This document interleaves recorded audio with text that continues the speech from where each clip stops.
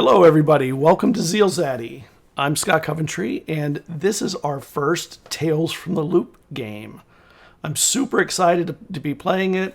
I kind of fell in love with this when I bought the book. I was like, when I first bought it, I didn't even know what it was. I thought, this is really interesting art, so I bought the book. And when I did, I started reading through it and realized that I was looking at an art book turned into a role-playing game. And as someone who's a designer by trade, I was like, this is something you could fall in love with. So I read the book cover to cover and said, oh my God, I got to run this. 2 months later, here we are. We're about to play our first game of Tales from the Loop with a bunch of people that are, I think, excited. One of them has actually played. The other two have not. So I'm really excited to be debuting this with other people that are also, like, it's their first stream too. The people in chat, I already see there's a couple people joining. You can be lively. This is going to be a fun stream. Unlike a lot of serious games, this one is one where there's a lot of moments of lightheartedness and there's, play and fun. They're all 10 to 15-year-old kids. I mean, what could go wrong? I mean, unless you're South Park kids. Maybe they're South Park kids. I didn't even think about that. So we could all be in trouble. It could be just F-bombs all night. Who knows? So you can catch ZealZaddy everywhere at / or at ZealZaddy. That is Twitter, Instagram, Facebook. We have a Patreon. It has been not very busy lately, but it was for a little while, and it will be getting busy again. And we just do it where if you want to contribute because you like what we're doing, you can contribute a little bit. We do interesting things. I do a lot of map work and stuff like that I throw up there. I am going to post a lot of game notes. I do it from my D&D. I'm going to be posting the entire season of last year's Mists, and it's pretty freaking long. I'll probably start doing it also with Tales from the Loop, because I would love other people to find the game and go, I want to run this too, and maybe my notes and stuff will help inspire.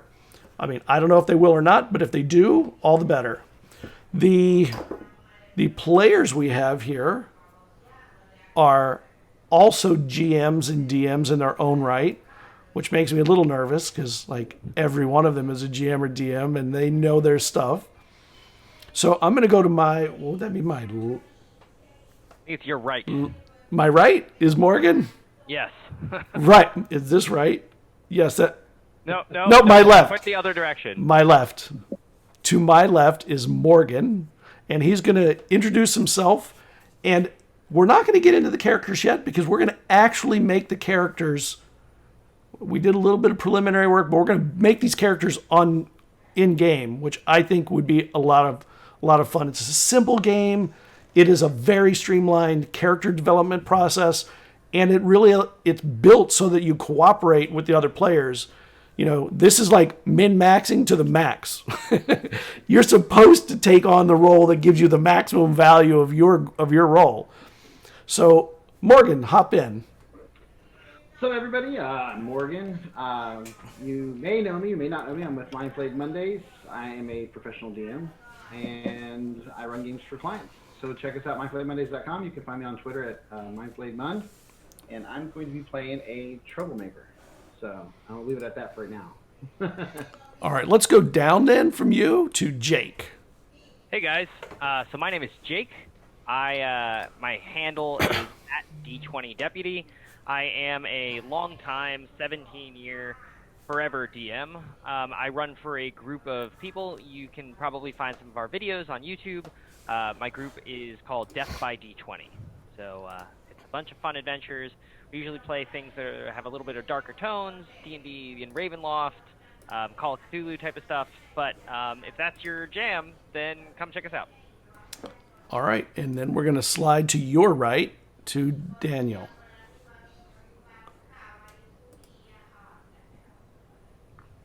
Daniel, can you hear us? Oh, can't hear you, Daniel. Hey. There we go. This is my There you first go. stream. So I'm also forever DM kind of situation. I love this game. I have been playing it for a little over a year now, and I've also written a setting for it. I'm hopefully going to be putting it onto Drive-Thru RPG very soon. So yeah, that's me. That's how do people find you on Drive-Thru RPG? How will they find you? What will be your handle on Drive-Thru?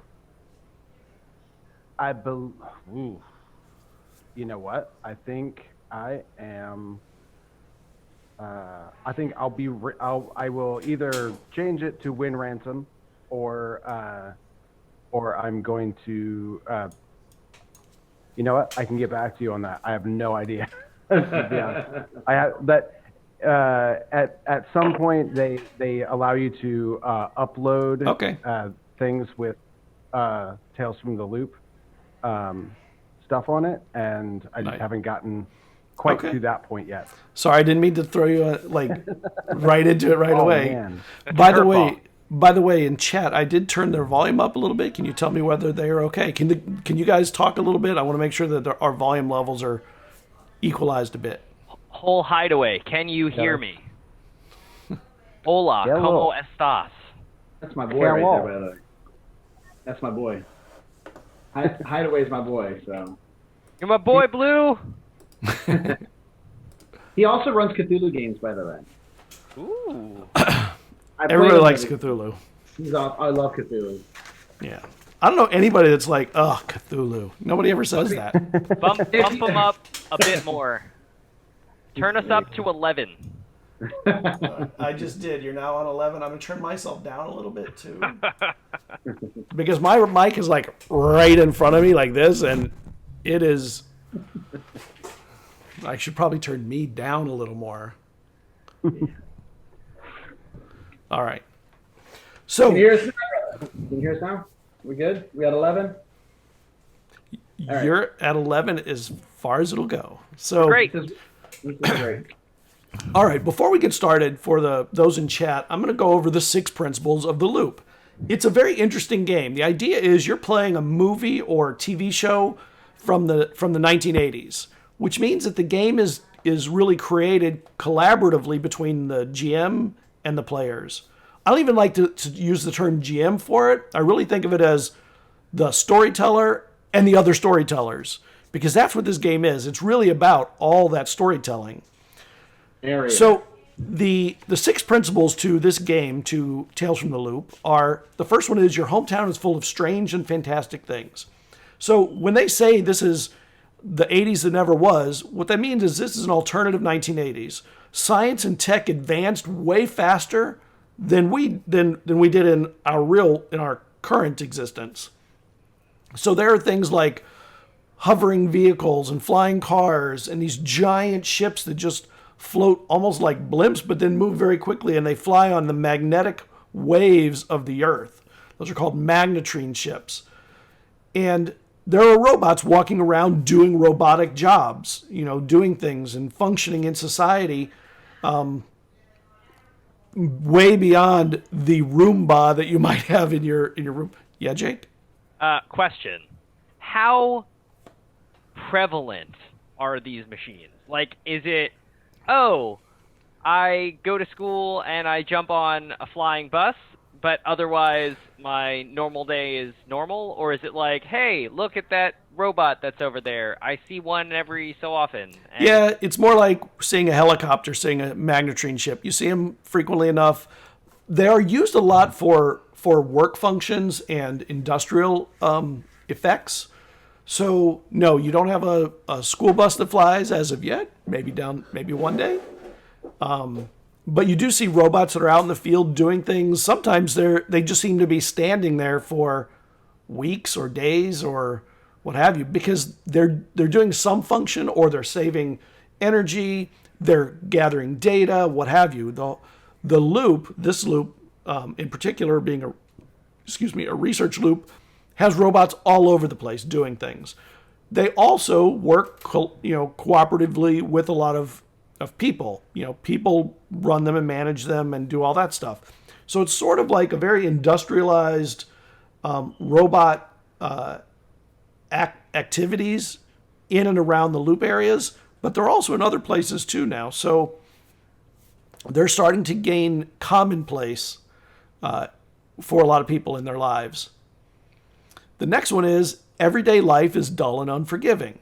So even though there's all these really cool things running around out there, most of the time your life is just as dull as it would be if you were a kid living in the suburbs or something. You still have to do your homework. You have to go to school. You have to report to your teachers. You have to make sure that everybody that in your life is communicated with. Which brings me to the next one, which is adults are out of reach and out of touch. In Tales from the Loop, it's a story for the kids. The adults are way too busy in their very mundane, boring lives, calculating the volumetric pressure building up in the pipelines under the loop, or installing a battery pack onto a robot that needs to get back to work, or running the five and dime down at the corner. They don't really pay much attention to kids. This is the era of the latchkey kid. So you come home from school, you leave school, assuming you go home, there's nobody there in most cases. You go home, you open the door with your key that you take out from under your rug or what have you, and watch TV, eat a bowl of cereal, go find your friends and go play. Do your homework too. So the adults are not there to help you, and they're probably not going to believe you anyway. If you see something fantastic, you're kind of on your own.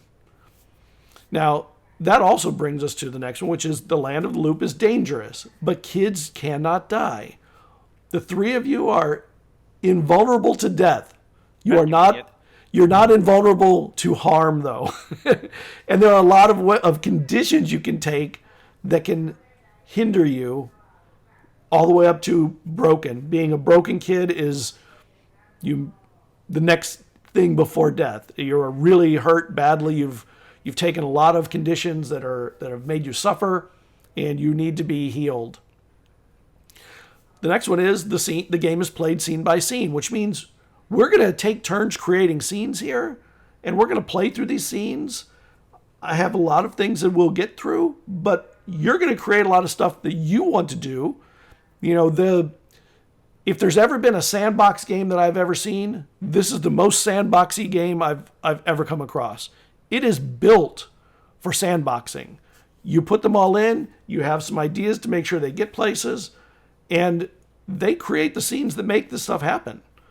I'm really excited about it. I think there's something very, what's the word? It's sort of innocent and naive in the system design that I really appreciate. It allows us to kind of not pay attention to the rules most of the time and really pay attention to the things that are really exciting, the character development, the action that's going on, things like that.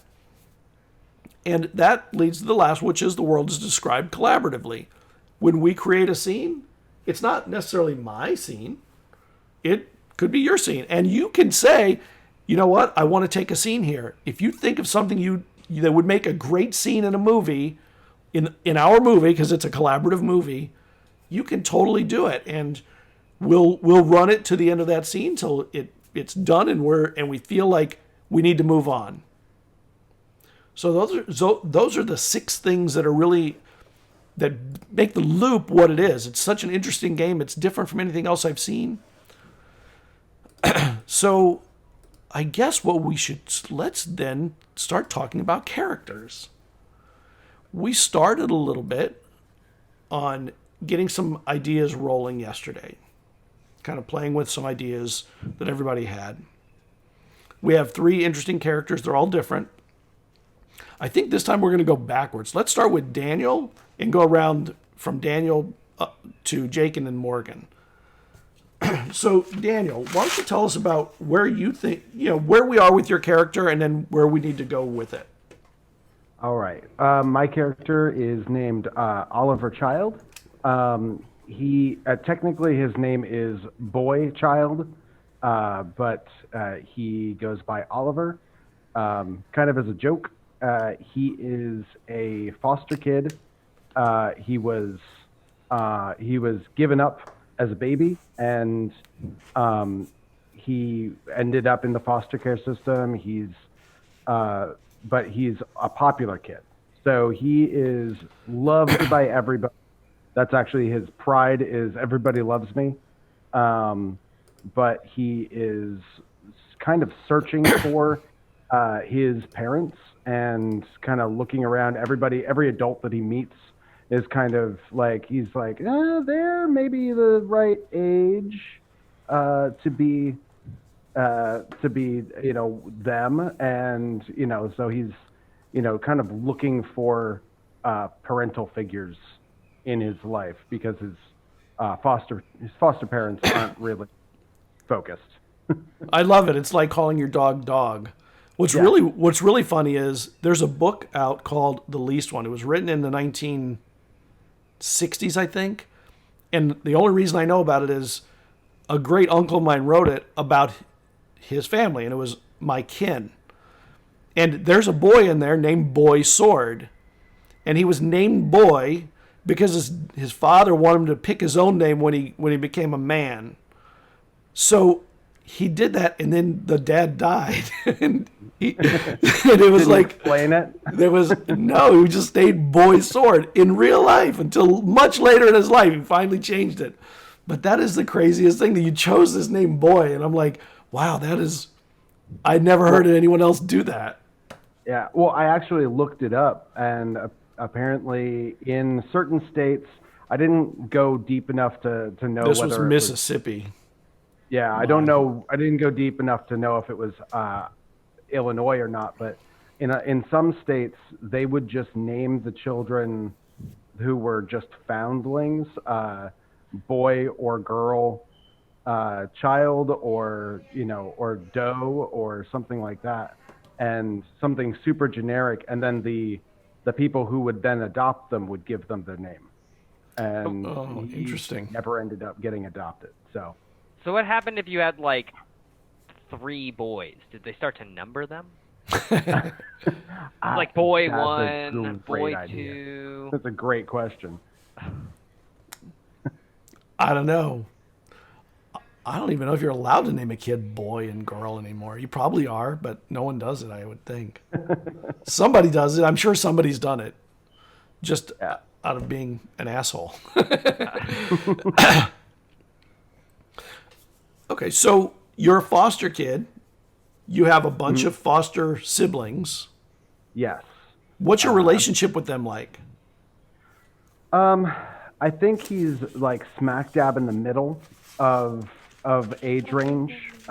He's probably not necessarily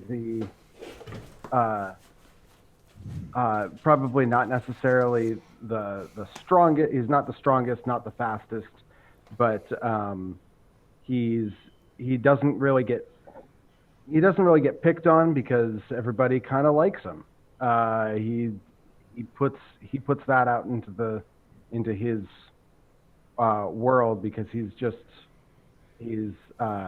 never rubs people the wrong way. Nice. And he kind of at home, he just kind of tries to be invisible. Whereas at school, he's a little bit more, everybody's like, oh man, Ollie, we want to spend time with Ollie. So I came up with 4 siblings for you if you haven't come up with them. No, that's fine. I'm sorry, not 4, 7. Okay. Wow. So the first one is DJ.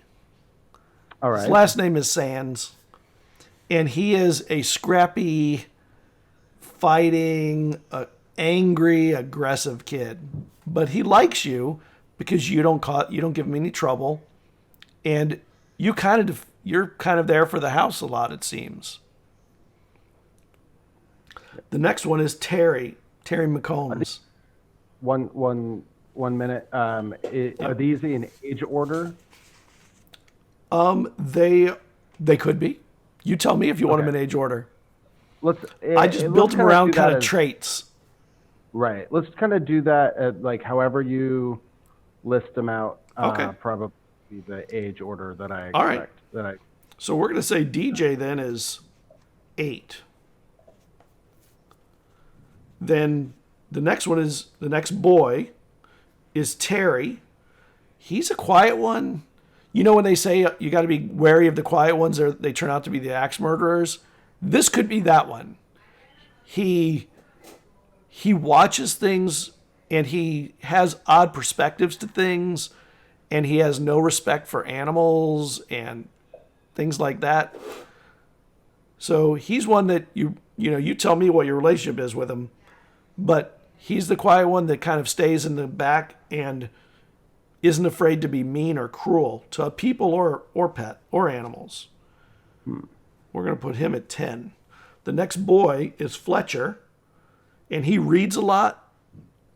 But to read, because you don't have any money and the library rarely has the books he needs, he steals them from the school library and then returns them later.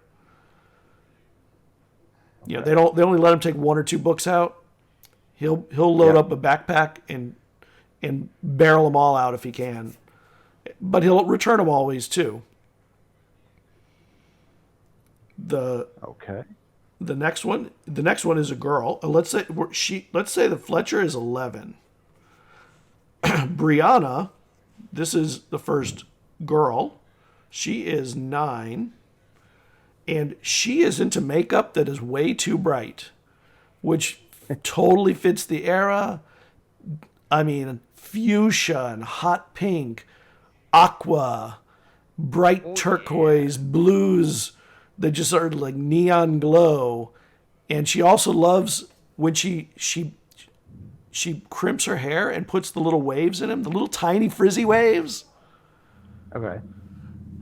And she's kind of invented her own ways to do it because you don't have the money to have like the expensive, the expensive crimpers. So she does it with stuff she puts on the oven, and she can kind of tell when it's the right temperature, and it is crazy. But it seems to always work. The next one is Taylor. She's athletic, and she eats like a wolf. A lot of food. She's 11. She is... she wants to be although you don't see many of these, she's a girl who wants to be a boxer. And she's not particularly big, but she's got a scary eye to her when she decides she's going to put muscle into something. And she works out like, that's giving her, she's, for her age, which is 11, she is basically ripped. Okay. The next one, Juliana. She sneers a lot, and she's angry, but under her breath. Kind of the passive-aggressive kid. She is 12. And she is, of all of them, is probably the only one that I would say doesn't really like you. She doesn't dislike you, but she doesn't pay you the same kind of respect that the others do for liking you. She kind of thinks of you differently than the others. You don't know exactly what it is, but there's something about her. Well, yeah, so far they're all younger, and she's the closest one to his age yet. So she's probably just, he's nothing special. Yep. She doesn't have the hero worship they might. And the last one is Jamila. She's really smart. She watches stuff, and then when she speaks, it's like a philosopher talking. You don't know where it all came from. You almost never see her with anything but school books. She doesn't watch TV very much, but damn, she just knows stuff. Okay. She's 14, and she's tall for 14. She's pushing 5'7" already.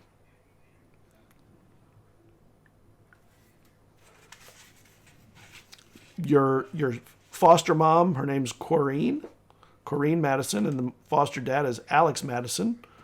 Alex is almost never home. He works on the railroad in Dupo. So he's often out on trains and changing lines, what have you. So that means Corrine's running everything in the house all the time. and she's also running people around and going to the dentist and haircuts and all the things that that parents have to take care of. Yeah. All right. So now you have your foster family. Yeah. Sorry it took so long to go over them, but damn, we talked about it. We wanted a bunch of foster kids, so there you go. So so the mom is not a out of the home worker. No. But she's a taxi driver, a homeschool teacher. Although mostly she watches TV. She loves Okay. the soaps. Loves the soaps. Days of Our Lives. I don't remember any other ones from the era, but I know that one. Dynasty. Dynasty's at night, but yeah, for sure she loves Dynasty. Everybody loves Dynasty that is into that.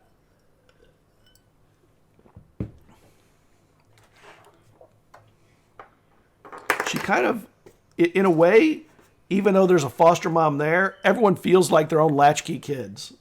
You know, she doesn't really do much but provide the necessities. Food and laundry. Yeah. I feel like, weirdly enough, I kind of feel like Oliver sorta actually gets into the soaps. If he's like, if he's ever had to like stay home, he's kind of like, that was probably the most motherly, like mother-son or mother-child dynamic that they've ever had, is just like, it's like, well, just sit down and watch my stories with me. And he's like, okay, and then he's like, oh, I see. So he's with her and they're, like behind his back. Oh, I see. Juliana knows for sure that that's just sucking up. For sure. She doesn't know what you're shooting for, but it ain't legit. No kid could be watching those things and like it. Yeah, I think that he is one of those emotional thinkers, and so like relationship dynamics are, he's just got a brain for it, and so you put him in a in that kind of situation, or show him a show with that, and he's all over it. Nice. How old are you again? Did you say you were? I'm 13. 13. So that means you have 2 points of luck. Yep. And you get 13 points to distribute among your 4 attributes. The 4 attributes in this game, by the way, are body, tech, heart, and mind. Right. Do you need to know where I'm putting them? Well, you'll tell me at the end of the. Okay. You'll have time to kind of do it while other people are working through theirs. And then you'll have 10 luck points to distribute in your skills. With skills, you can put up to 3 points in any skills under your main attribute. Which is heart, charm, and lead. And then 1 point in any others. What kind of iconic item? Actually, let's get to those next. Let's go to the next player and let them kind of flesh out some stuff. Jake. Cool. Ooh, I like this. I'm excited. Let's go. So tell me about your character. What's your character's name? My character's name is Harlow Hurst, but he actually saw the movie Alien in 1979 and thought that Ripley was like the coolest character ever. So he demands that everyone call him Ripley. So he goes by the name of Ripley Hurst because she's just such a strong female character, and he really appreciated that. And isn't she Canadian? Yeah. Ah, now we know the connection. Weaver. Boom. Right. So Harlow Hurst is an immigrant to this wonderful country of ours. He comes from the fantastic land to the north of Canada. He is... Never heard of it. Me either. He's 11 years old, and he is being raised by a single mother who he almost exclusively never sees. They communicate on a regular basis through Post-it notes, and I've got lots of them, lots of Post-it notes. So I'm going to be taking lots of notes on Post-it notes, as Harlow would be doing, or Ripley. So when you... Actually, were Post-it notes invented yet? When were they invented? It could be just a pad. I don't really know. I think it was in the 80s. Maybe it was the 70s. Post-it notes were invented. They were invented in 1968. Oh, wow. Well, okay. no, So they're all over. No, 1974. 74. Okay, cool. So they're all over the place. You have Post-it notes everywhere. and then they were marketed. they came to market in 77, and they were popularized in 1980. How did you get in to see the movie Alien? Because that's an R-rated movie. And You were 8. And you were 8, exactly. I There has to be a story to that. so Your mom took you. my mom took me to see it. It was one of the few times that we ever spent time together. And she doesn't really believe in age restrictions on things. She thinks that it's more of a guideline than it is an actual hard and fast rule. So she has taught me my entire life to learn and form opinions for myself. She may reconsider that in a few years when porn becomes popular, but we'll see. Well, the computer isn't really a big thing other than in not yet. settings. So, Yeah. we haven't seen the advent In a of few personal years. computing yet. Yeah. So your mom is super lenient with moral quandaries. She kind of lets you make choices on your own, which probably makes you feel more grown up than you should be. Yeah, and that along with the fact that he's been accelerated so many grades really makes him sort of an outcast and an outlier in most of the social groups that he belongs to. Not that he cares. Ripley, what type are you? You're a weirdo, right? I'm a weirdo. Yeah, Ripley is Okay. a weirdo. And how old are you? Ripley is 11. Oh, so you're probably the youngest one in the group. And Oh, I'm almost certainly the youngest one. and at 11, it's so funny when you talk about 11-year-olds and 15-year-olds, there's like a world of difference between them. And it's hard to bridge that gap in a 15-year-old to get a 15-year-old to let you hang out. Well, it's literally, from a biological standpoint, a prepubescent child and a postpubescent child. So it really is like this huge gap. Yeah.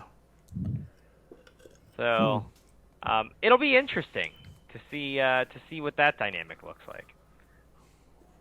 All right. So what's your home life like then when you're not when you're doing things outside the house, but in the house? What is it like? How do you occupy your time, you and your mom? Who else is home? No one's home. Just you two. Ripley comes home, and I'm sure we'll play out one of these scenes, but it's usually comes home, takes the key out from under the pot on the front porch, the big plant, unlocks the door himself. His mom is all about the advents of science.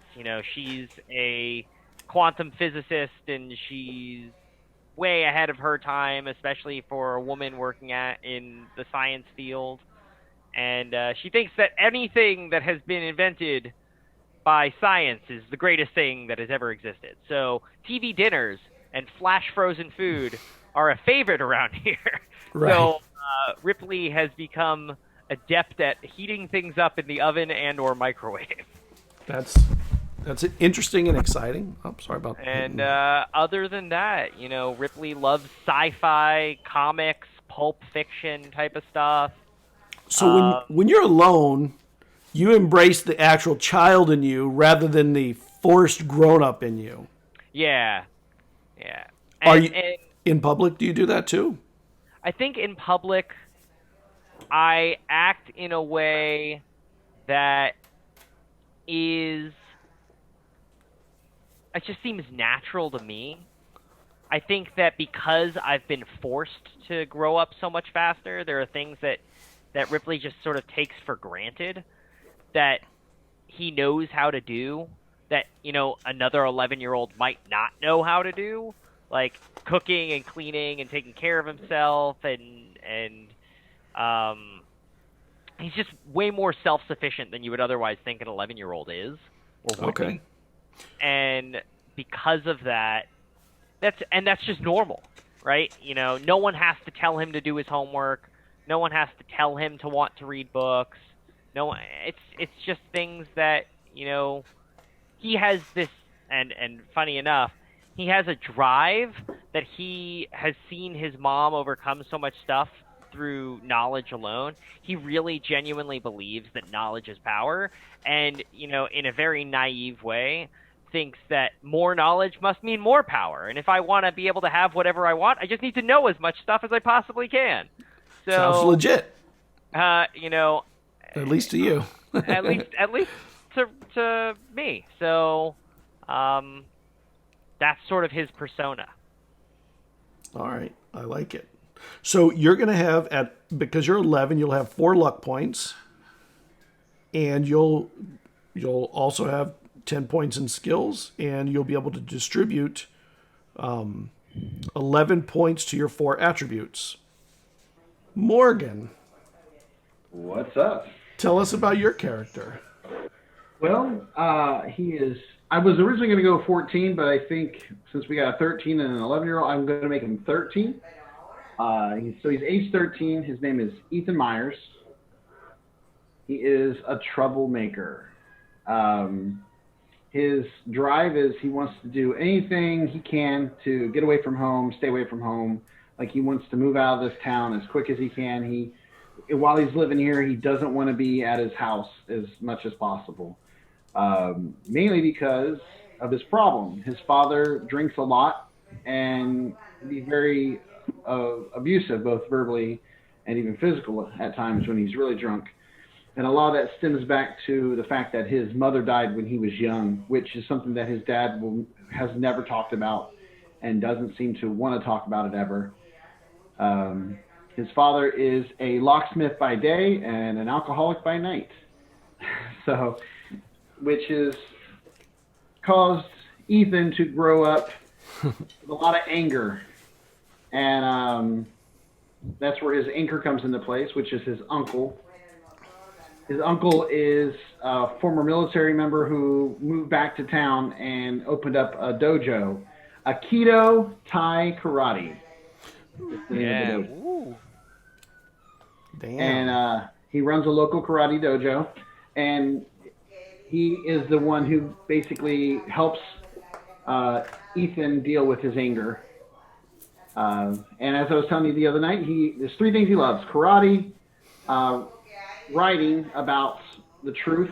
He likes to write stories. He also likes to investigate people because he personally believes that everybody has something to hide. His father has something to hide. Everybody does. And so he likes to try to find those truths wherever he can. So he has even though he's a troublemaker. To what end? Like he will break into places to find out what he can about people. If he thinks somebody's hiding something, he will sneak in. He's learned how to pick locks from his father's business because because his father's a locksmith, so he's learned from that. And if he thinks you're hiding something, because he doesn't care. I mean, his life sucks, so like, might as well just find out.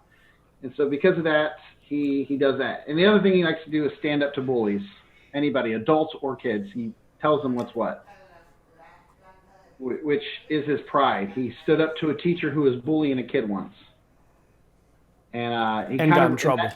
Got in major trouble. And even though he was right, a lot of the teachers see him as a problem child because he stepped up to another teacher. And the teacher was completely wrong in his behavior, but the teacher said it was this, so obviously that's the truth. This kid is obviously a trouble liar, and you can't trust anything he says, kind of thing. And it's given him a bad reputation around school. Right. So at 13, you have a little bit of luck left in your life. You have 2 luck left.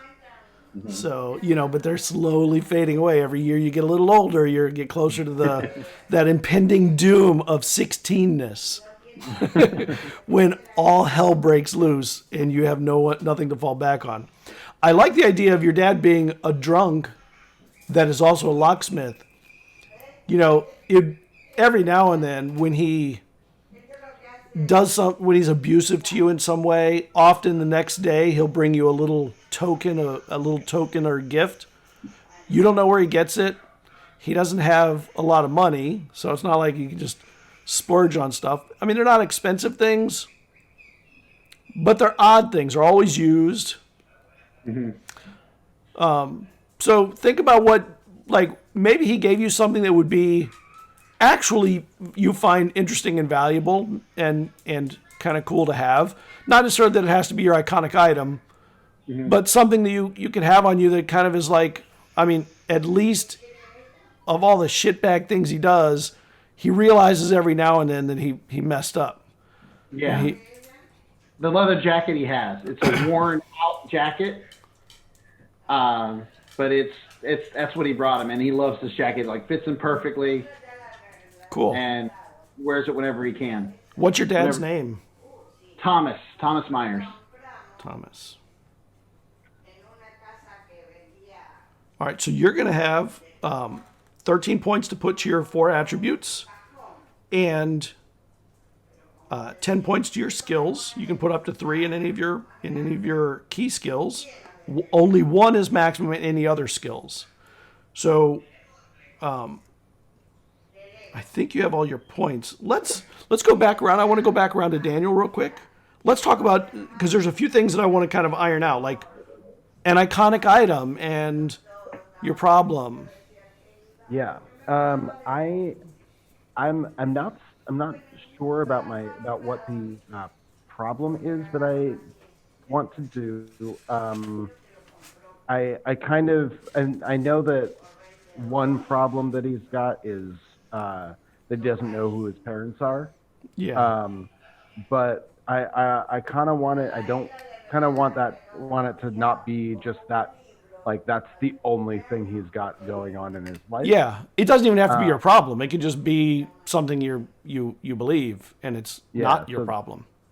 So I was kind of just trying to think of if there's something else that I can put in there. And it's from what we talked about yesterday. The idea is even that it's not that you don't know who she is. You believe she's local. Right. In fact, actually, if we want to talk about anchors, I think that my anchor is the current person that I think my mom is. She is a waitress at the local diner. That would be Lums. Lums.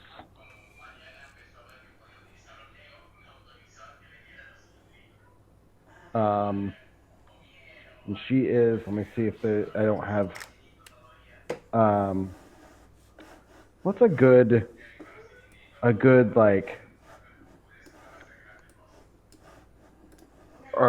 early 50s name, she was born in the early 50s. Meg. Carol. Meg or Megan. Dorothy. That was popular in the old days.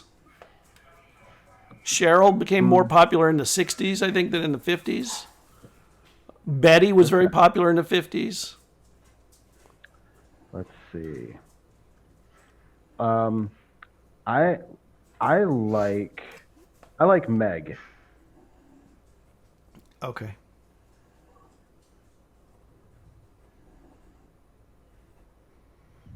And she's the waitress in the diner.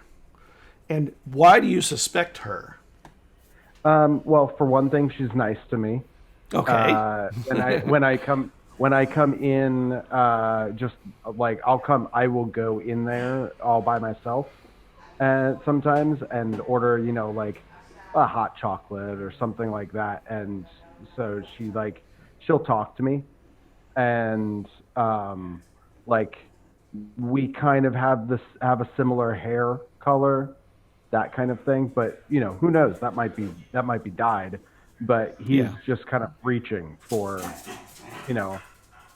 like we're the same. I mean, maybe our noses are the same, or does Oliver have a unique hair color that would? No, not particularly. So he's like, I have brown hair and you have brown hair. Yeah, brown won't go very far in that. We have the same shade of brown. Yeah. So if that's the case, what is your problem? What would be a good problem for you? Well, we had talked about possibly that he was having some issues with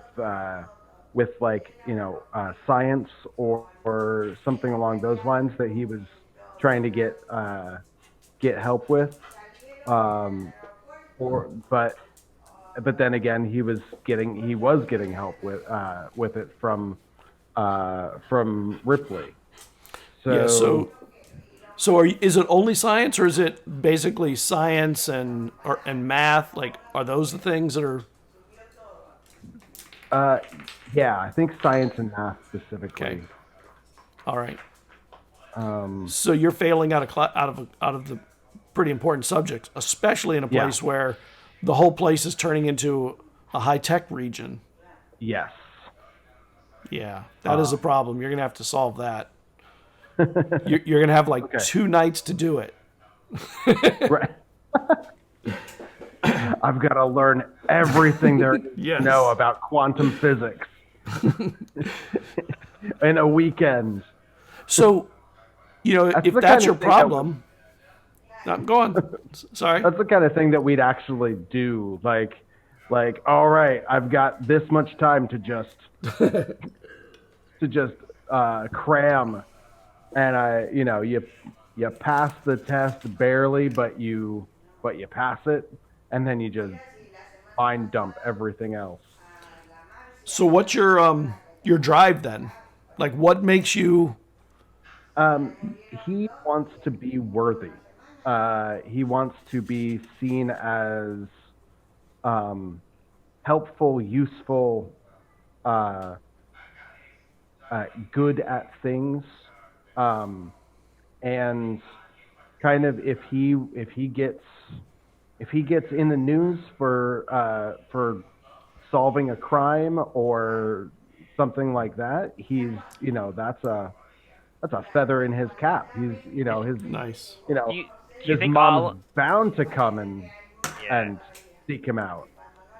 Do you think that Oliver thinks that if he gains some amount of notoriety, that his birth parents will find him, and that's why he tries to be as popular and outgoing and as possible? Interesting. Yeah. Right. You try and be seen, hoping to be seen by the right people, the right person. Interesting. I like that. I think that's a good contribution in that. So yeah, what I think. The most important question hasn't even been asked yet, but what's your favorite song? The song we're still going with "It's Okay to if it's not 1982 or before." So it is "When Doves Cry," because maybe I'm just like my mother, Right. The lyrics really speak to you. Yeah. I love that. And you're never satisfied. Right. Jake, or too bold. Yeah. Coming back to you, you've talked a lot about your relationship with your parents, but you haven't talked a lot about the things that make you want to do stuff. What is your drive? Why would you jump into an adventure? So I'm convinced that Ripley, and I think I sort of alluded to this, Ripley is really convinced that knowledge is power. And so he is compelled to go and learn things. You have to know. And like he just has to know stuff, and he knows that like his mother has made a huge part of her life out of knowing things that other people don't know. You know, being a quantum physicist puts you in this like echelon of people who know things beyond everyone else, and I think deep down inside, at some point, he knows that chronologically it would never make sense, that from like a temporal standpoint it couldn't work, but he thinks that if he could only know enough, he could like join his mom and maybe get to spend time with her, work in the loop with her. Yeah. Knows that, you know, I'm 11 and she's however old she is. He doesn't really have a concept of how old adults are, because we all know that when we were 11, we all thought that 20-year-olds were 40 and 15 right. were like 20, and we had no concept of age. You're the next Punky Brewster. But I think that he really has this drive to want to know things. And he has a connection. You know, I also started to put together what my problem is and also my anchor. So my problem is that I'm being raised by an absentee parent. And because I'm being raised by an absentee parent, whatever I form as part of my worldview is really my own worldview. I don't really have anyone there to guide me, and if I come up with an idea and I sort of lock myself into a mindset, I don't have anyone there to guide me and say, hey, look, like, no, that's not really correct, or I like it. You know, that helps me with that. But I do have a really awesome neighbor. Her name is Mrs. Courtney, and whenever I can't figure something out myself, or she's always there. She always helps me. She doesn't care how weird I am as a kid. She's just this like loving old grandmother type woman who lives really far away from her grandkids, and she just loves having an 11-year-old to dote on. So cool. I like that. I really like the problem. It's a very unique problem. You know, in a way, what you're doing is you're building a fake world around yourself that makes it easy for you to fall into traps, into trouble, because you have a belief in something that isn't necessarily the way you think. Yep. And it puts you into compromising positions, probably without you even knowing that they are sometimes. Correct. Yeah, Ripley is a super naive kid, not because he intentionally tries to be naive, but he just doesn't have anyone to model himself after. Right. So he just unwittingly finds himself in these compromising positions. And you've been advanced in school, so you're not even seeing peers that are learning the same stuff. You're kind of learning more advanced stuff than your childlike mind would be normally be taking in. So you're taking in a lot more adult stuff than the typical 11-year-old. You're taking in stuff that a 15-year-old would get, or a 16-year-old, and pushing that even as hard as you can to graduate high school at, 14 or whatever. Yeah.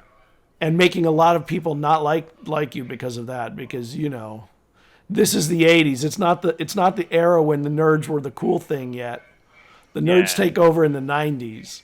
This is pre that. Yeah. And Ethan Ethan stood up for me once, which was really cool, and we sort of have a relationship because of that. And Oliver, I guess we sort of have a relationship because I help him with homework and with helping him grasp concepts that he doesn't really understand. So they've sort of become whatever little amount of a social circle that I have. It's sort of like a ragtag. Well, yeah, you're tutoring him, and even though he's probably a little embarrassed by being tutored by a kid who's 2 years younger, he really does need to pass. And the kids his age, they're not really going to help much. Yeah. You're like the only one around to help without going to another teacher, and that might be hard for him. Morgan. Yes. So we've gone through a lot of your stuff already. You've got your anchor and your uncle. You've got a lot of problems. You got 99 problems. But a mom ain't one. Aw. Hey, I take offense to That's that. terrible. 'cause he Why has am I no- laughing at that? He has no mom. He doesn't have a mom. So mom ain't one. It's terrible. You've got your name. You've got a little description. Oh, so Ripley, your favorite song, if I remember, is 2112 by Rush, which actually came out in the 70s. 1976. Because you like older music, even though that, in relationship to your age, that's like even older than like kids your age would be listening to whatever the equivalent of Kids Bop was in that era. I don't even think there was anything like that. They were just kids songs. I would say that. Like Duran Duran.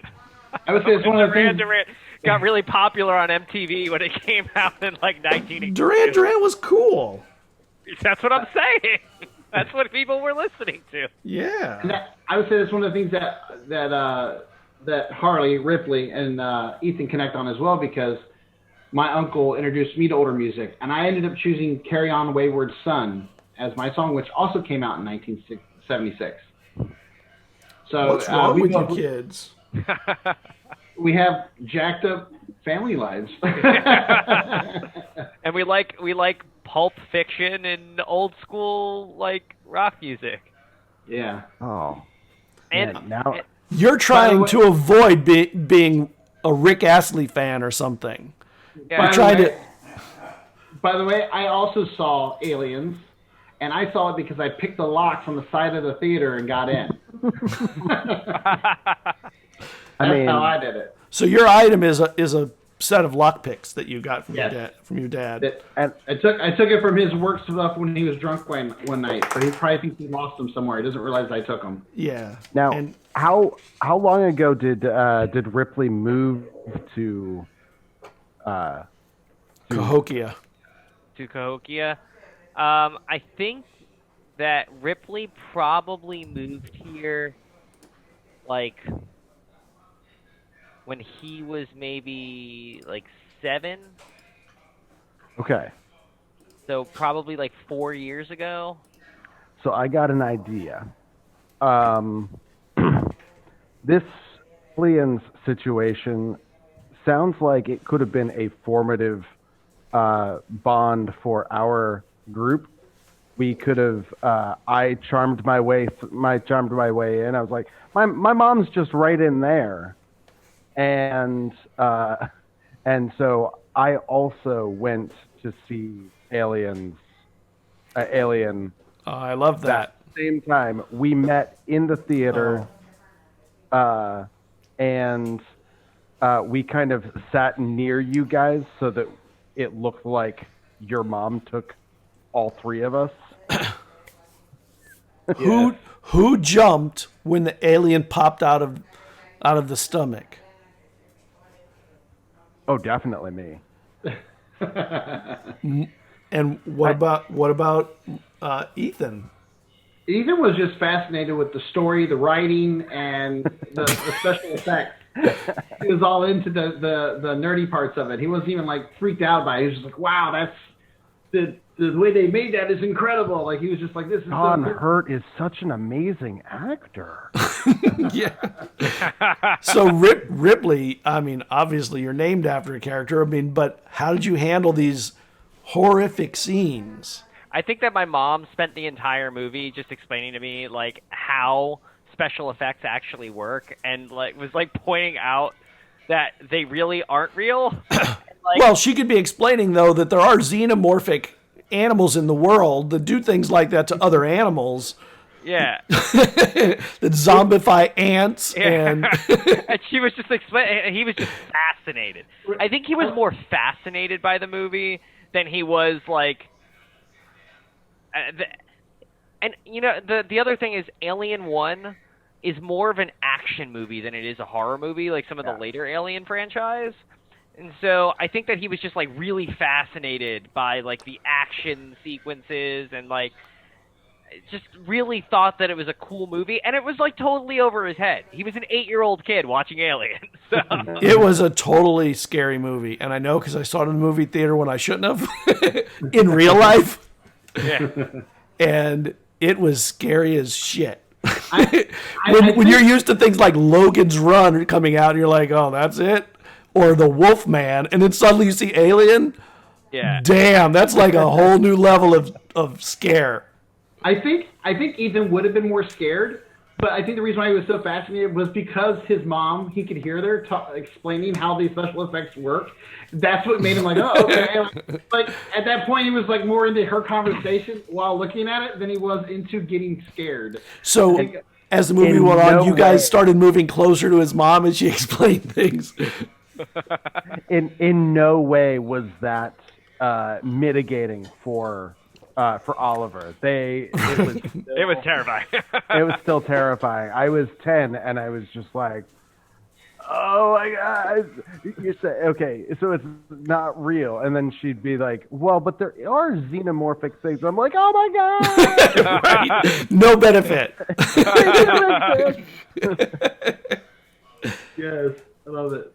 You know, there's one important factor that has not been taken into consideration in all this conversation, which is where's your hideout? Like, how did you so we're talking about you becoming friends. You became friends in the movie theater. And I mean, I would love to dig into more of that because I think that's really a fascinating way for friends to make it, especially when a mom of one of the kids is right there too.